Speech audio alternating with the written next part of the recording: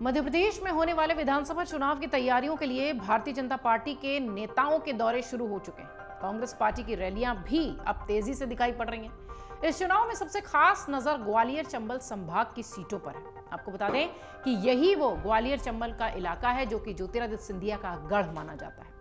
ये तो सभी जानते हैं कि 2020 में मध्य प्रदेश में कांग्रेस की सरकार ज्योतिरादित्य सिंधिया की वजह से गिरी थी। प्रदेश से लेकर राष्ट्रीय स्तर तक के जो नेता हैं, जो राजनीतिक दल हैं, वो पूरा इंसिडेंट भूल ही नहीं पाए हैं।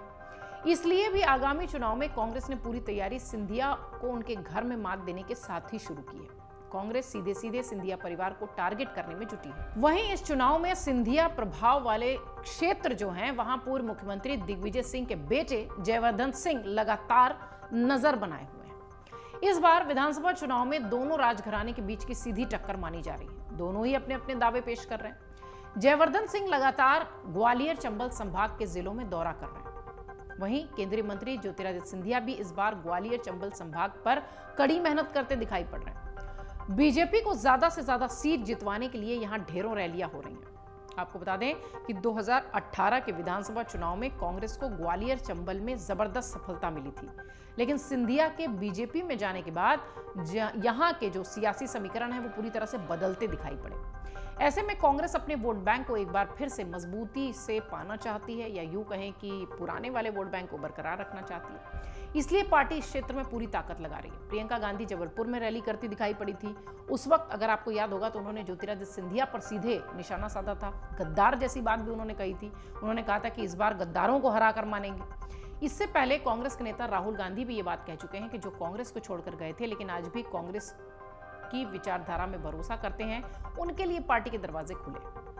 प्रदेश के राजनीतिक जानकारों का यह कहना है कि कांग्रेस की रणनीति है कि सिंधिया के गढ़ में सेंध लगाई जाए, क्योंकि ग्वालियर चंबल संभाग में इस समय बीजेपी चारों खेमों में विभाजित है। चार खेमे कैसे, वो भी बता दें आपको। एक खेमा सिंधिया का, दूसरा खेमा संगठन का, तीसरा खेमा शिवराज का और चौथा खेमा जो सबसे महत्वपूर्ण है वो है तोमर का। और इसी का लाभ जो है वो कांग्रेस उठाना चाहती है। पार्टी बीजेपी की आपसी गुटबाजी को ही बुनाने की कोशिश करना चाहती है। पिछले कई दिनों से असंतुष्ट सिंधिया समर्थकों ने पार्टी भी छोड़ी है, कांग्रेस का दामन भी थामा है।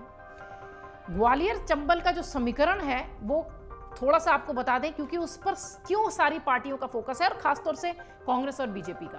दरअसल ग्वालियर संभल का जो ये इलाका है, ये जो पूरा संभाग है, यहाँ कुल 5 जिले आते हैं। इनमें ग्वालियर है, गुना है, शिवपुरी है, अशोकनगर है और दतिया। इन 5 जिलों में कुल 21 विधानसभा सीटें हैं। 2018 के विधानसभा चुनाव में ग्वालियर भी उन क्षेत्रों में थे जिसने कांग्रेस को अधिक सीटें दिलाकर राज्य में पार्टी बनाने में, सरकार बनाने में मदद की थी। पिछले चुनाव में 114 सीटें जीतने वाली कांग्रेस यहीं से, सिर्फ इस इलाके से 16 सीटें जीत कर आई थी। वहीं बीजेपी को इस इलाके में महज 5 सीटें मिली थी। पिछले चुनाव में 109 सीटें जीतने वाली बीजेपी को ग्वालियर क्षेत्र में बड़ा धक्का लगा था, नुकसान हुआ था। दिसंबर 2018 में कांग्रेस सरकार बनने के करीब 15 महीने बाद 2020 का जो साल था, उसमें मध्य प्रदेश में जो सियासी ड्रामा दिखा, जिसमें कि 22 सिंधिया समर्थक जो है वो पार्टी से बगावत करके 10 मार्च 2020 को कांग्रेस के दिग्गज नेता ज्योतिरादित्य सिंधिया के साथ बीजेपी में शामिल हो गए। आपको वो पूरा दौर याद होगा जब प्रधानमंत्री नरेंद्र मोदी गृह मंत्री अमित शाह से मिलने के लिए सिंधिया दिल्ली आ गए थे अपने विधायकों के साथ। इस मुलाकात के बाद उन्होंने पार्टी से इस्तीफा दिया। अगले दिन 11 मार्च 2020 को सिंधिया ने बीजेपी के अध्यक्ष जेपी नड्डा की उपस्थिति में बीजेपी का दामन थामा। ये पूरा जो दौर था, या पूरा जो समय था 2020 का, ये कोई भूला नहीं है अभी तक। विधायकों के लगातार इस्तीफों के बाद कांग्रेस ने यहीं से अपनी हार मान ली और 2020 मार्च को दोपहर में एक प्रेस कॉन्फ्रेंस के बाद मुख्यमंत्री कमलनाथ ने इस्तीफा दे दिया था। अगले दिन 21 मार्च को दिल्ली में जेपी नड्डा की उपस्थिति में विधायकी का जो इस्तीफा जो दे चुके थे कांग्रेस से, और जो विधायकी का भी इस्तीफा दे चुके थे, 22 बागी बीजेपी में शामिल हो गए। ये सब बताए जा रहे थे कि ग्वालियर संभाग क्षेत्र से ताल्लुक रखने वाले इसमें से 9 विधायक थे। सरकार गिरने के बाद भी कांग्रेस में इस्तीफों का दौर नहीं थमा। 23 जुलाई 2020 को पार्टी के कई दूसरे विधायकों ने भी कांग्रेस को अलविदा कहकर बीजेपी का दामन थाम लिया। इसके अलावा 3 सीटें, जौरा की, आगर की और ब्यावरा की जो सीटें थी, यहां पर जो विधायक थे उनके निधन के कारण भी ये सीटें खाली हुई।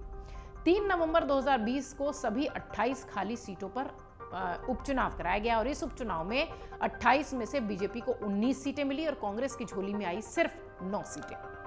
ग्वालियर संभाग क्षेत्र में इन नतीजों की बात करें तो कांग्रेस को बड़ा झटका यहां लगा। उसके विधायकों की संख्या 16 से घटकर सीधे 10 हो गई। दूसरी ओर सिंधिया गुट के साथ आने से ग्वालियर में बीजेपी को फायदा हुआ और उसके विधायक बढ़कर 11 हो गए। राजनीतिक विश्लेषकों का यह कहना है कि कांग्रेस ग्वालियर में मिली पिछली सफलता को फिर से दोहराना चाहती है, लेकिन इसके लिए उसके सामने बड़ी चुनौतियां हैं और इन्हीं से निपटने के लिए पार्टी ने अभी से तैयारियां शुरू कर दी हैं या यूं कहें कि तेज कर दी हैं। अब यह देखना बेहद दिलचस्प होगा कि इस बार विधानसभा चुनाव में जनता कौन से राजघराने पर भरोसा करती है। इस बार कांग्रेस और बीजेपी दोनों ही अपनी बढ़त बनाने में मजबूती से जुट चुके हैं। अमर उजाला अब आपके टीवी पर भी। अपने स्मार्ट टीवी पर YouTube पर सर्च करें अमर उजाला, चैनल सब्सक्राइब करें और देखें ताजा खबरें, वो भी HD क्वालिटी में। और हाँ, बेल आइकन दबाना ना भूलें ताकि हर खबर हो आपके घर। अमर उजाला, निष्पक्ष, निर्भीक, निरंतर।